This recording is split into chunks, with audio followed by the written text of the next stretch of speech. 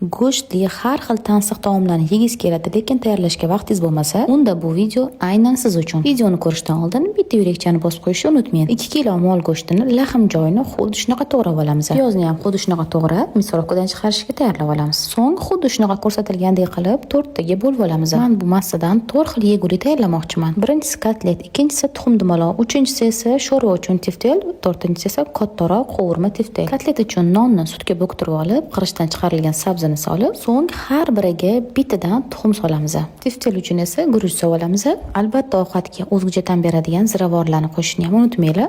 Men har doimgidek Spice Expert ziravorlaridan foydalandim. To'liq tayyorlanishi va retseptini video tagidan topasizlar. Hammasini yaxshilab aralashtirib, kuch bilan mushlab olamiz. Endi ketma-ketlikda ishlov berishni boshlaymiz. Birinchi bo'lib kotletni xuddi shunaqa ko'rinishda yasab oldim. Kuch bilan yaxshilab qattiq bosib ishlov bermasanglar, qo'vrilish jarayonida ochilib ketishi mumkin. Ikkinchisining orasiga esa qayntilgan tuxum solib, yaxshilab dumaloq shaklda yoki o'zingiz xohlagan shaklingizda o'rab olishingiz mumkin. Keyingisiga esa hech narsa solmasdan orasiga shunday katta ko'rinishda dumaloq qilib oldim. Keyingisi, ya'ni oxirgisini esa mayda kichkina ko'rinishda dumaloq qilib oldim. Bu sho'rva uchun. Shu ko'rinishda hammasini lesga ketma-ket terib, muzxonaga qo'yib qo'ysangiz ancha vaqtingiz tejaladi. Yo'lakchani bosib qo'yishni unutmadingizmi?